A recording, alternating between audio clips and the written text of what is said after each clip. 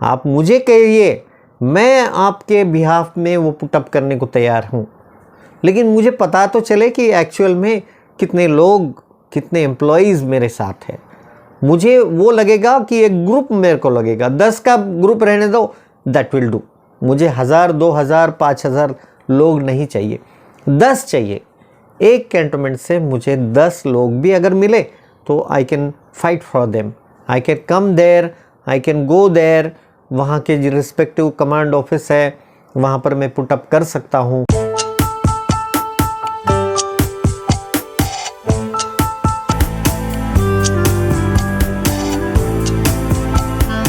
Cantonment express में आप सभी का स्वागत है।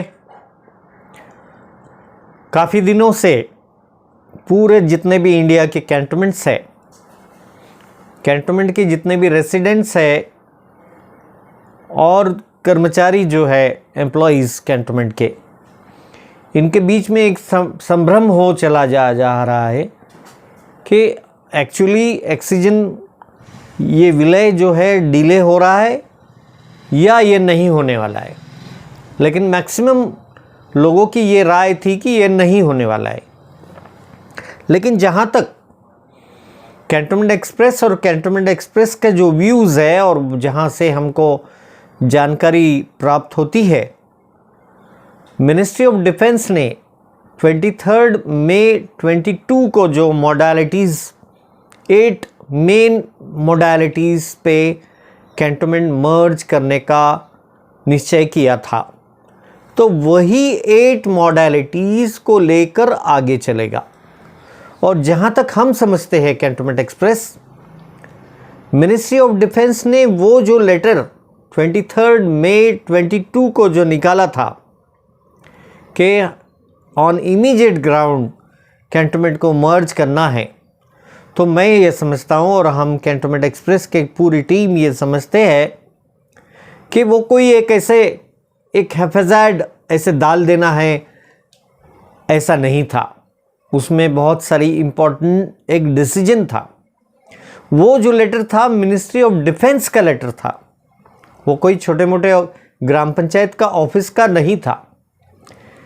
तो मिनिस्ट्री ऑफ डिफेंस जब एक स्टैंड लेता है कि जो 75 इयर्स से जो ब्रिटिश का कानून था वो कानून ख़त्म करना है और सभी इंडिया के जितने भी कैंटोनमेंट्स है उनको मर्ज करना है और इंडिपेंडेंटली उनको एक इंडिपेंडेंट एडमिनिस्ट्रेशन के पास मर्ज कर देना है, तो ये एक बहुत बड़ा और बहुत ही विचारपूर्वक ऐसा डिसीजन था।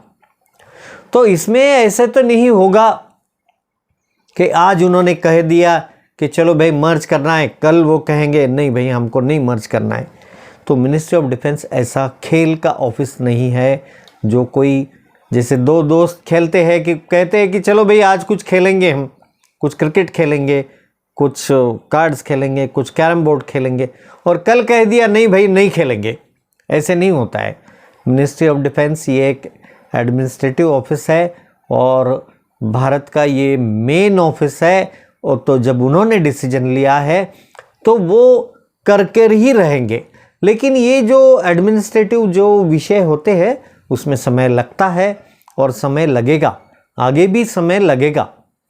लेकिन इसके दौरान अभी देखिए बीच में 27 नवंबर को सभी जितने भी कैंटोनमेंट्स हैं, कैंटोनमेंट के जो कमांड ऑफिसेस है उनको लेटर दिया गया और स्टेट गवर्नमेंट को भी रिस्पेक्टिव, जैसे मध्य प्रदेश है, हिमाचल प्रदेश है, महाराष्ट्र है, सभी स्टेट के जो सेक्रेटरीज थे उनको ये लेटर दिया गया कि 27 को वीडियो कॉन्फ्रेंस का मीटिंग रहेगा। लेकिन उस विषय का अगर आप ये लेटर देखेंगे, अभी आप देख रहे होंगे ये स्क्रीन पर, वो जो लेटर 14 नवंबर 24 को निकला है, तो उसमें उन्होंने वही सब्जेक्ट मॉडलिटीज़ का 23 मई 22 का जो लेटर था वही मॉडलिटीज़ पर चर्चा करेंगे और उस विषय को आगे जाएगा। अभी देखिए एक सबसे बड़ा विषय चल रहा है और सभी न्यूज़ भी चल रही है। अब देखिए, ये दूसरी न्यूज़ हम आपको स्क्रीन पर दिखा रहे हैं कि सभी न्यूज़पेपर्स में और सभी वेबसाइट्स पर ये विषय चल रहा था कि जो बंगलोज़ है और एग्रीकल्चर लैंड है जिनकी, वो उसके जो राइट्स है सेंट्रल गवर्नमेंट के पास ही रहेंगे, ऐसी चर्चा चल रही थी।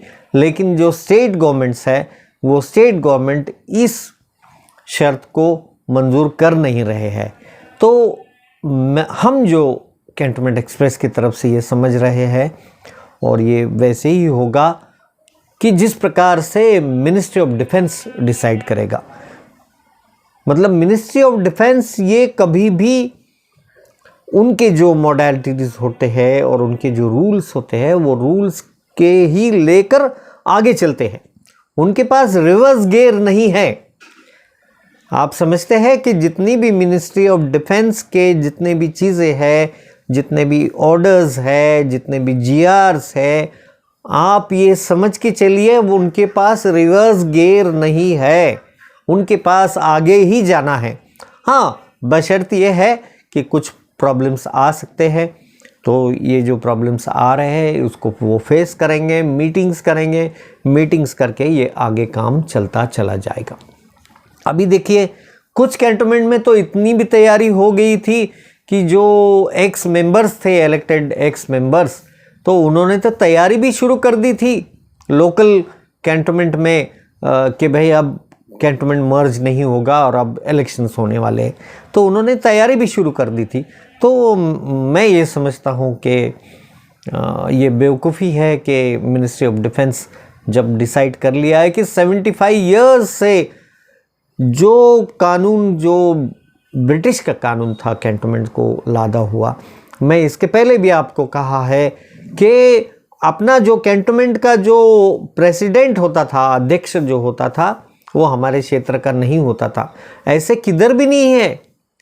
अभी देखिए, इंडिया में कितनी ग्राम पंचायतें, कितने छोटे छोटे गांव हैं, वो गांव में अध्यक्ष जो होता है, प्रेसिडेंट जो होता है, उन्हीं के गांव का होता है।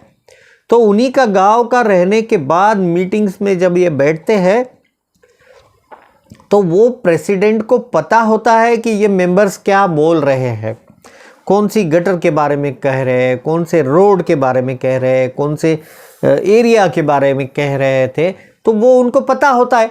जबकि हमारे पास इतनी फुलिशनेस थी कि हमारे पास अभी भी जो ये कैंटोनमेंट के प्रेसिडेंट होते हैं वो हमारे एरिया के होते नहीं है। मैंने इसके पहले भी आपको बताया, और आपको इस बारे में मेरे से ज़्यादा आपको जानकारी है कि जब भी आप ब्रिगेडियर के ऑफिस में जाते हैं, वो कहता है get out, why you civilians are here. आपके साथ कितनी बार ऐसे हो चुके हैं। आपके ज़मीन और आपकी खुद की जो ज़मीन है उसके पेपर्स आपको नहीं दिए जाते, आपको हकाल दिया जाता है। आज भी आपको डर है। ये कितनी विडंबना है कि आपके खुद के पेपर्स है, ब्रिटिश के पीरियड में आपको मिले हैं। आपके दादा परदादा जो थे, आपके दादा परदादा ने कम से कम वो पेपर्स तो ब्रिटिश का जब ऑफिस था, तो उस ऑफिस से आपके ये जो बंगलो है और एग्रीकल्चर लैंड है उसके पेपर्स लाए थे उन्होंने। लेकिन जब ये भारत आज़ाद हो गया, उसके बावजूद अभी तो आप एक पेपर भी वहाँ से ला नहीं सकते। तो ये आप समझ क्यों नहीं रहे? जितने भी रेसिडेंट्स है और एम्प्लॉयज़ है, ये आप समझ नहीं रहे हो। You are not ready to face the office, you are not ready to face the problems which are coming behind you. आपके सामने जो प्रॉब्लम्स आ रहे हैं आप फेस करने की रेडी नहीं है। वो कौन सा पक्षी होता है, देखिए रेगिस्तान में होता है, जब रेगिस्तान में आग लग जाती है तो वो उसकी गर्दन जो है वो मिट्टी में फंसा लेता है कि जाने दो भाई, अपने को देखना नहीं है वो। लेकिन उसको पता नहीं है कि बाजू का तो पूरा जलने वाला है। तो उसी प्रकार से कैंटोनमेंट के जितने भी रेसिडेंट्स हैं और एम्प्लॉयज़ हैं उस प्रकार से कर रहे हैं, और एक ही चल रहा है कि जाने दो भाई, जो होगा वो सबका जो होगा वो भी हमारा ही होगा। ऐसे नहीं होगा। आपको आपके जो प्रॉब्लम्स है वो आपको पुटअप करना ही पड़ेगा। आपकी अगर बंगलो है और बंगलो का आपका ट्रांसफर्स में प्रॉब्लम्स आ रहे हैं, आपको ये पुटअप करना ही पड़ेगा। मिनिस्ट्री ऑफ डिफेंस को आपको जितने भी बंगलो ओनर्स है, जितने भी एग्रीकल्चर लैंड ओनर्स है, उन्होंने मिनिस्ट्री ऑफ डिफेंस और एमओडीज और जितने भी कमांड ऑफिस है उनको फॉलो अप लेना ही पड़ेगा आपको।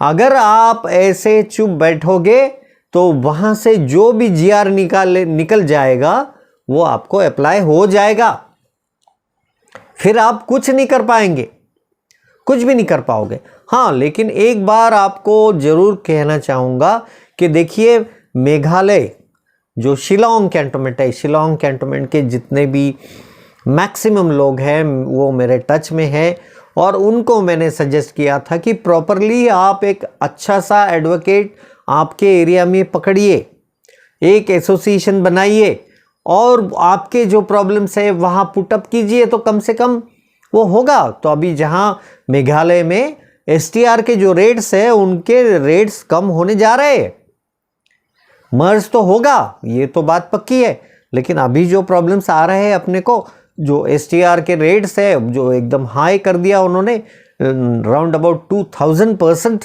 ऊपर कर दिया। तो कोर्ट ने डायरेक्शन दिया है, मेघालय हाई कोर्ट ने उनको डायरेक्शन दिया है कैंटोनमेंट बोर्ड्स को कि भाई इनका जो है रिव्यू करो एसटीआर रेट्स। तो ऐसे होता है काम अगर आपको करना है, और कैंटोनमेंट जो 75 साल से 75 ईयर्स से अपने दादा परदादा और अपन खुद ये भुगते हैं, और कैंटोनमेंट के कितनी प्रॉब्लम्स थे, सीवियर प्रॉब्लम्स थे। अभी जो हम जी रहे हैं कैंटोनमेंट में वो सीधे सीधे नॉर्थ कोरिया का जैसा, जिस प्रकार से नॉर्थ कोरिया में एक तानाशाह पूरे लोगों को कहता है कि नहीं भाई कटिंग भी ऐसी कीजिए, आप हंसेंगे नहीं, आप कोई सेलिब्रेशन नहीं करोगे, आप ऐसे नहीं करोगे, वैसे नहीं करोगे, आपकी पूरी लाइफ कंट्रोल में है। तो नॉर्थ कोरिया के जैसे कैंटोनमेंट के जितने भी कैंटोनमेंट्स है वहाँ के एम्प्लॉयज़, मैं स्पेशली एम्प्लॉयज़ के लिए मैं लड़ने को तैयार हूँ, लेकिन एम्प्लॉयज़ एक साथ आकर मुझे कहे तो सही कि मेरे साथ कितने लोग हैं।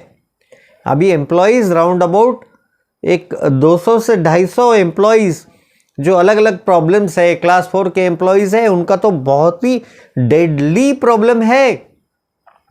क्लास 4 के एम्प्लॉयज़ कैंटोनमेंट के ये सीवियर प्रॉब्लम में है। अरे वो गटर्स हाथ से साफ करते हैं। सोचिए आप, ये 2024 है, इंडिया इतना प्रगतिशील हो गया है, लेकिन आज भी कैंटोनमेंट का जो क्लास 4 का एम्प्लॉई है उसकी बहुत ही डेडलीस्ट कंडीशन है, वो डेडलीस्ट कंडीशन में वर्क कर रहे हैं। जो टीचर्स है, तो जहाँ तक कैंटोनमेंट एक्सप्रेस का ये जो विषय है और ऑक्सीजन है, ये ऑक्सीजन वापस नहीं जाएगा। और अगर मिनिस्ट्री ऑफ डिफेंस ने, समझ लीजिए कि वो तो रिवर्स जाएंगे नहीं, लेकिन समझो चले गए तो वही दुनिया चालू हो जाएगी। मिनिस्ट्री ऑफ सेंट्रल गवर्नमेंट ने फंड्स देना कैंटोनमेंट को और चलाना, फंड्स नहीं आएंगे, वो नहीं आएंगे, वहाँ से फिर वही दुनिया चालू हो जाएगी जो ब्रिटिश के कानून के पीरियड में चलती थी। तो ऐसा तो होगा नहीं जहाँ तक हम समझते हैं कैंटोनमेंट एक्सप्रेस। तो देखिए, अभी जो ये लेटर्स आए ये 14 नवंबर के थे, और जो वीडियो कॉन्फ्रेंसिंग थी जो 27 को थी वो अभी पोस्टपोन होकर कुछ वीडियो कॉन्फ्रेंसिंग 5 को होगी, और कुछ वीडियो कॉन्फ्रेंसिंग जो है 12 दिसंबर को कुछ होगी, ऐसे कुछ पता चला है। तो ऐसे करके ऑक्सीजन होगा। जहाँ तक कुछ भी व्यूज़ होंगे, आपके जो भी क्वेश्चंस होंगे, वो क्वेश्चंस हम आपको नीचे जो कमेंट बॉक्स है वहाँ पर आप डाल सकते हैं, या मेरा जो व्हाट्सअप नंबर है उस पर आप व्हाट्सअप कर सकते हैं, और उसका जवाब हम थोड़ी देर में, बोलो या 2 दिन में या 1 दिन में हम दे पाएंगे। आपको जवाब ज़रूर आएगा, लेकिन उसको समय लगेगा, 1-2-4 घंटा लगेगा, या दूसरे दिन आपको उसका जवाब मिल जाएगा। ठीक है, धन्यवाद।